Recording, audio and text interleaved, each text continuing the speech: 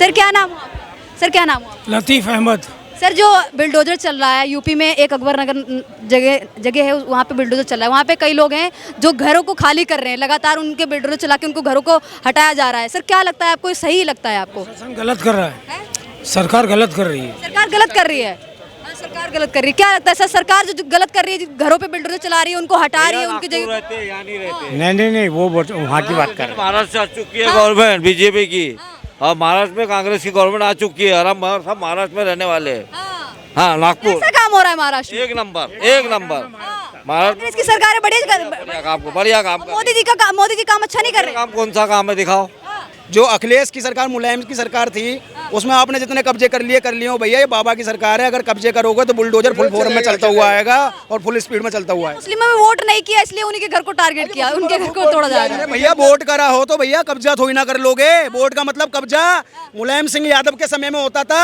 अगर आप योगी आदित्यनाथ के समय में वोट पे कब्जा करोगे ना, तो वोट फॉर कब्जे पे वोट फॉर बुलडोजर हो जाएगा, और बुलडोजर इतनी स्पीड में चलेगा फिर ओवैसी जैसे हैदराबाद से चिल्लाएंगे कि मुस्लिम टारगेट हो रहे हैं। लेकिन टारगेट मुसलमान नहीं हो रहा है, टारगेट वो कब्जाधारी लोग हो रहे हैं जिन्होंने कब्जा कर ऐसे लोगों को बसा दिया और उनसे मोटा मोटा पैसा उतारने में लगे पड़े हैं। कौन सा काम है दिखाओ, कौन सा काम है? कह रहे 10 सालों में बहुत सारे काम कर दिए हैं जनता के लिए, जनता की भलाई के लिए। काम बताओ, काम बताओ कहाँ है? 15 लाख आया तुम्हारे अकाउंट में मोदी जी के गोदी मीडिया जो है सब मोदी फेवर की बात करती है। गोदी मीडिया सब लोग जो है आज बेरोजगारी से परेशान है, हलाकान है, और आम आदमी जो है, आम आदमी गरीब आदमी बिल्कुल इस पर खत्म हो रहा है। कह रहे मोदी जी वो संविधान को खत्म करना चाहते हैं, वो लोकतंत्र को खत्म करना चाहते हैं। क्या सच में लगता है?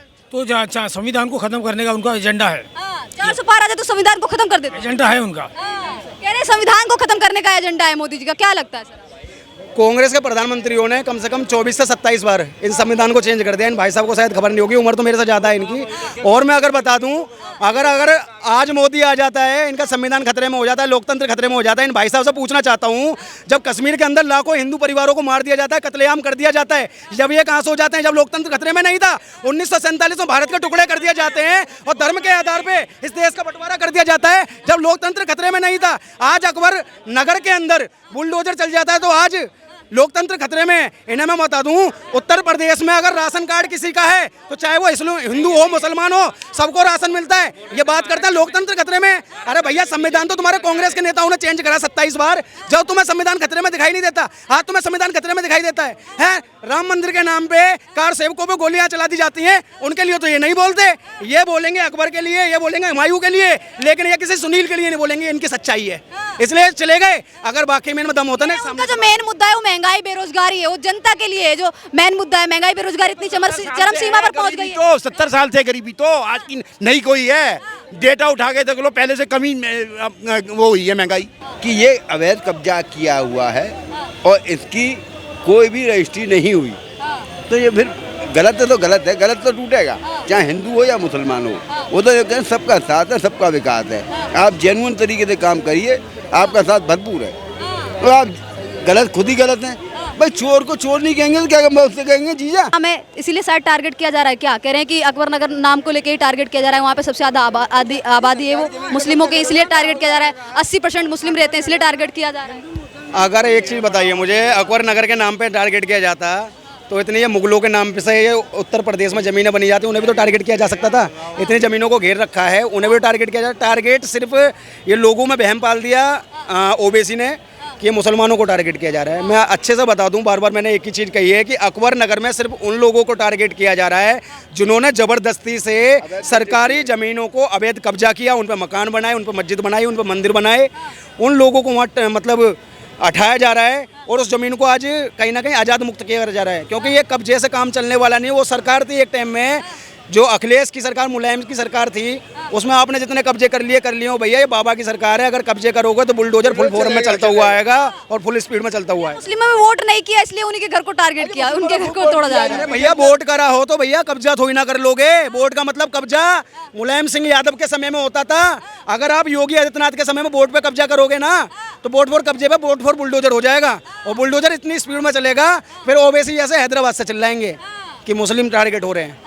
लेकिन टारगेट मुसलमान नहीं हो रहा है, टारगेट वो कब्जाधारी लोग हो रहे हैं जिन्होंने कब्जा कर ऐसे लोगों को बसा दिया और उनसे मोटा मोटा पैसा उतारने में लगे पड़े हैं। ऐसा बहुत सारे लोग हैं वो यही कह रहे हैं हम कई साल से यहाँ पे रह रहे हैं, हमें 20-30 साल हो गए रहते रहते, कहीं ना कहीं वो जमीन हमारे नाम भी हो गई थी, अब उसको हटाया जा रहा है, वहाँ से हमको हटाया जा रहा है। अगर सरकारी आंकड़े में वो जमीन किसी के नाम में नहीं हुई तो क्या जबरदस्ती तुम्हारे नाम से हो गई? क्या तुम्हारे घर में कोर्ट चल रहा है? क्या तुम्हारे घर में रजिस्ट्रियाँ होती हैं? है भाई, कैसे कहते तुम्हारे नाम में हो गई? अगर तुम्हारे नाम में होती तो सरकार कैसे हटा देती? सरकार पे कहीं ना कहीं पुख्ता सबूत तो थे ना उस जमीन के कि वो जमीन सरकार की है, और अगर सरकार की है तो तुम्हें भैया हटना पड़ेगा। जब तुम प्यार से नहीं हटोगे तो बुलडोजर आना है और बुलडोजर अपना काम पूरा करके जाएगा।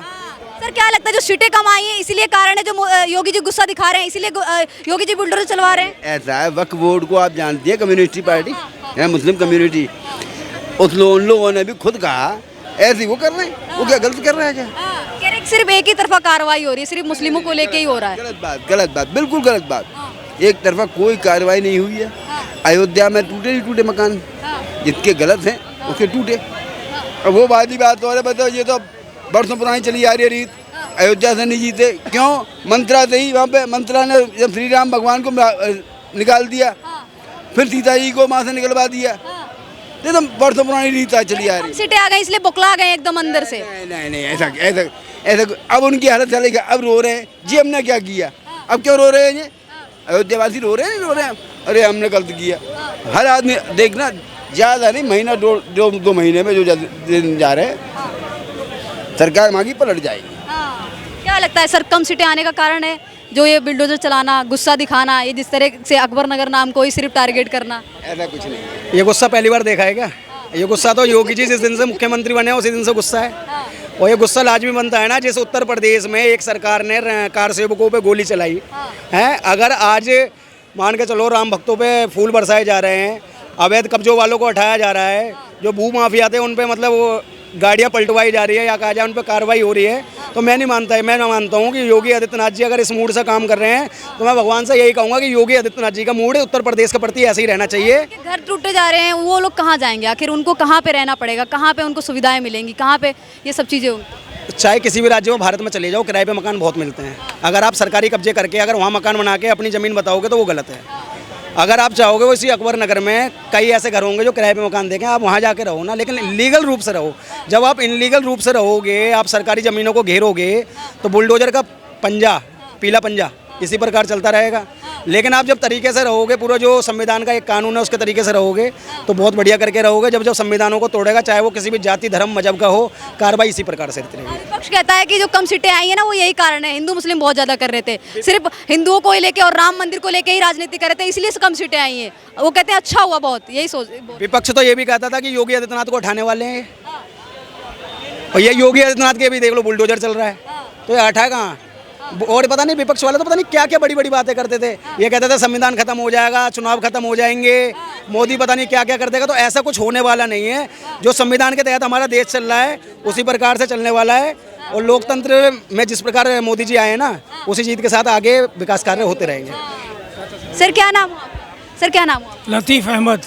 सर जो बिल्डोजर चल रहा है यूपी में, एक अकबर नगर जगह है, वहाँ पे बिल्डोजर चल रहा है, वहाँ पे कई लोग हैं जो घरों को खाली कर रहे हैं, लगातार उनके बिल्डोजर चला के उनको घरों को हटाया जा रहा है। सर क्या लगता है आपको, सही लगता है आपको? गलत कर रहा है, सरकार गलत कर रही है। सरकार गलत कर रही है, सरकार गलत कर रही है। क्या लगता है सर, सरकार जो गलत कर रही है, घरों पे बिल्डोजर चला रही है, उनको हटा रही है उनकी जगह?